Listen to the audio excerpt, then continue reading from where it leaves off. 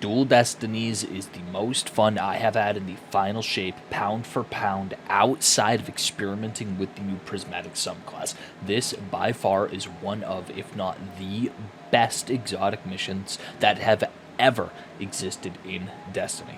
Despite difficulty concerns and the fact that you actually have to talk to another person to be able to complete this successfully, I really think you are doing yourself a disservice by not completing it. It is a relatively fun, well thought out mission with good team-based mechanics, and yes, that means you do have to talk to another human. I'm not sorry, solo players. Get over your anxiety. Fireteam Finder exists for a reason. My biggest problem with this activity is the process going about to starting it. It is a hidden exotic quest. You know, we've seen hidden exotic quests before. 0 Hour and the original Whisper mission were both hidden, very hidden exotic quests that you had to actually dig deep and get into. But this one is a little bit different in the way that it goes about giving you zero information. It is really a trial. Hey, look, I just did a overthrow. Something might have happened. Let's experiment. Let's try with that.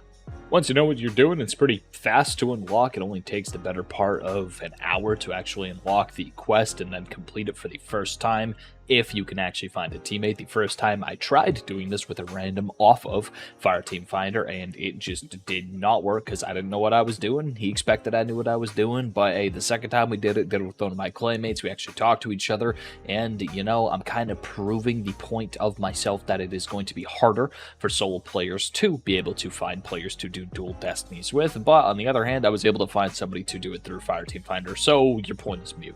I loved this mission, and I love the rewards even more. The exotic class item on all the classes actually give me a reason to want to hop on my other characters and grind daily and weekly to get these class items, because it's not, oh, once you have everything, you're done. It's, oh, you got to keep on farming the many combinations of the exotic class item to actually be able to get many different builds that you can do with prismatics. There's no one and done solution, so I'm going to be spending most of the time in the rest of this video going over the roles that I really want and some of the builds that I want to be able to make with them. Starting off with the hunter class item, because I play hunter the most, I'm going to tell you the items that I want most. First and foremost, Spirit of the Coyote, Spirit of the Dragon. This is the best neutral game exotic that you can have on a hunter. The options that you have with just being able to have the best and neutral game of all time with the Spirit of the Dragon plus the Spirit of Coyote, you're getting 2 dodges, and with those dodges you're getting all your reloads and your weapons, and you're getting the auto melee refill from being able to use the dodge that fills your melee instead of reloading your weapons. So that is the first of the roles that I'm really going for. Another role that I think is really interesting is Spirit of Inmost Light and Spirit of Verity, basically stacking Verity's Brow and Art of Inmost Light, being able to spam super powered grenades on a hunter. Now, hunter grenades aren't really the best, but this seems like it'll be fun in every type of activity besides Crucible. I can see some really high damage options being available for this. Spirit of the Assassin, and my personal favorite available, Spirit of the Gyrfalcon.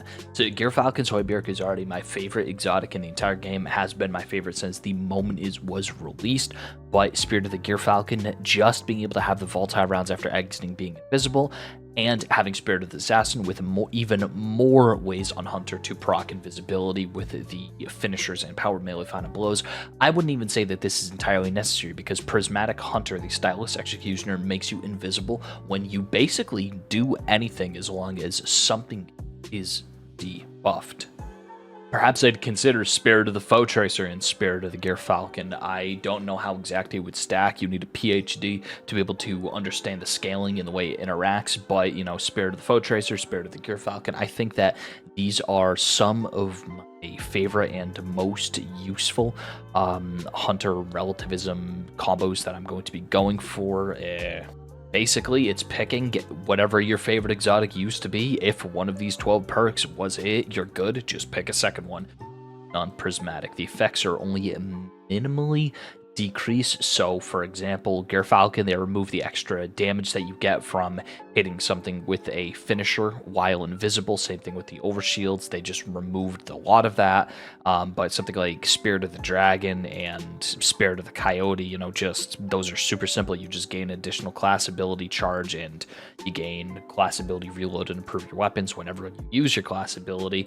I would like to see Spirit of Caliban being able to get the powered melee final blows with any of the Hunter melee, specifically the Arc Hunter melees, which can chain some crazy damage and be able to get some good detonations. So, you know, this is something obviously looking at each and every single one. Now, moving on to Titan, the first set of 6, Assassin, Star Eater, Synthos, and Most Light, Ophidian, and Verity, those are all the same, but the last 10 or so that are on the class item are a little bit different.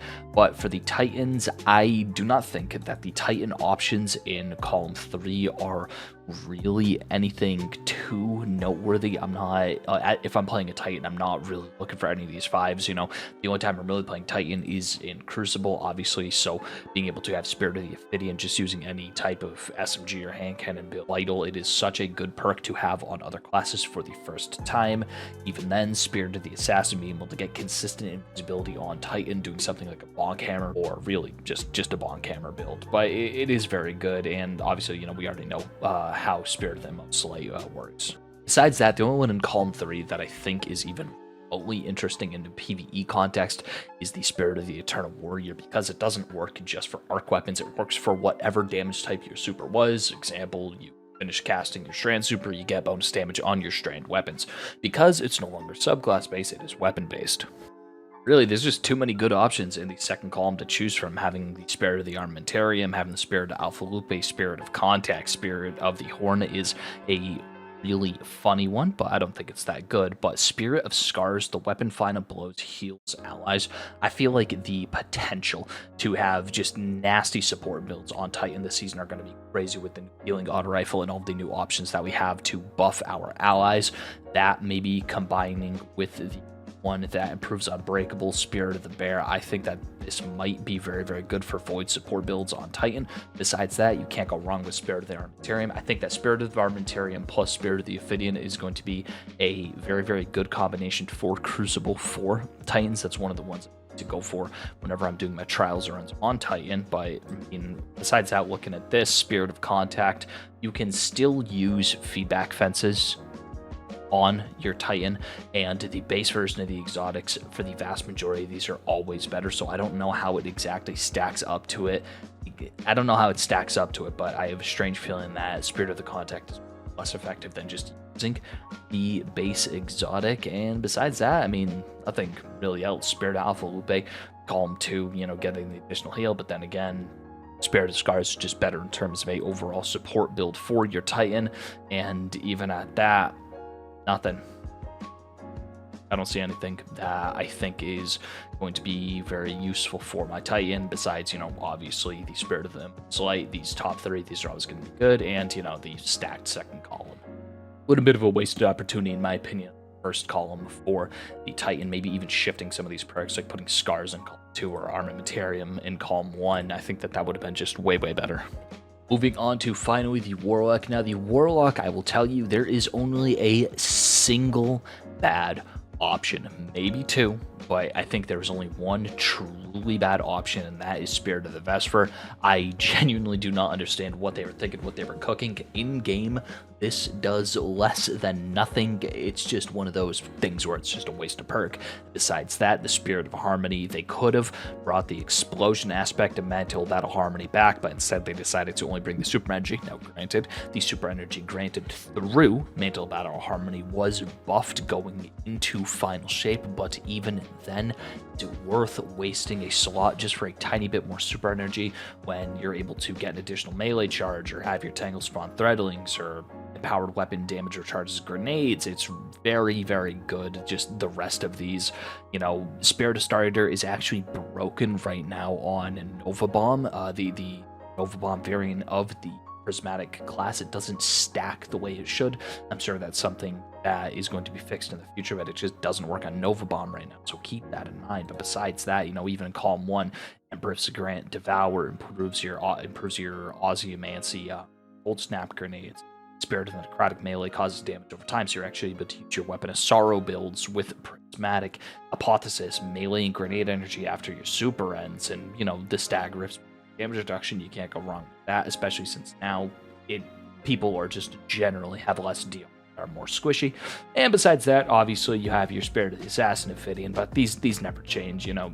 Ophidian is good already. Warlocks already know how good it is. If you are using Ophidian as your base all-around Warlock exotic, which I sometimes do, I prefer to use more ability-focused exotics rather than neutral exotics whenever I play my Warlock.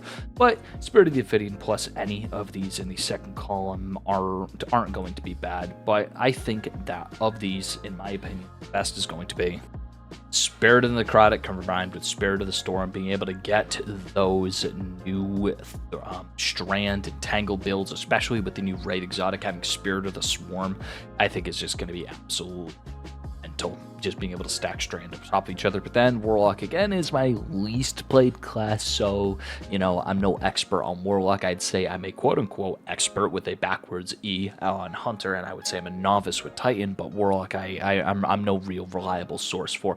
So I'm just going to cut it back to myself real quick and stop the yapping. Spoiler alert, if you don't already know how the mission ends, I would recommend playing it for yourself before listening to the last 2 or so minutes of this video. But besides that, I just want to say big props to Bungie for making this. I want more hidden content. I want more secret content. I want more hard stuff to play. I want more stuff that requires you to actually have a relationship with the players you play with rather than just playing this on a solo basis. But besides that, I hope each and every single one of you has a good day and continues to enjoy the rest of your weekend.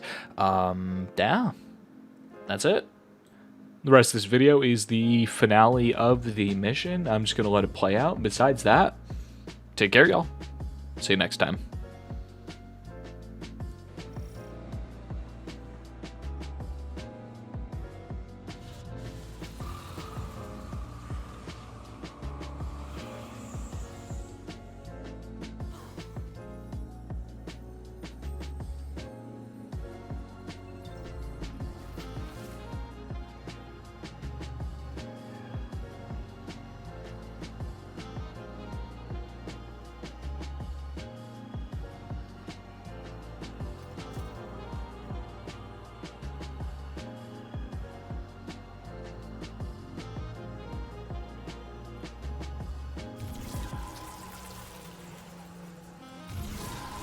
Your age-old enemy.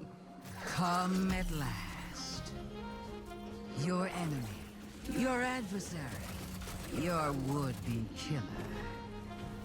The Traveler's Champion.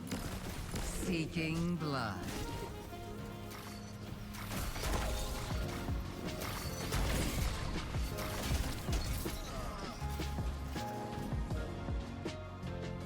Do it. Crush their ghost. Well, look at you. Trusting your own instincts. Thinking for yourself. I'm so proud. You and I, we're not interested in playing other people's games. Now Xivu Arath. Oh, my sister has always played by the rules. And where did that get her? Nowhere good. There's no power in blindly following the whims of capricious self-titled gods. Except yourself.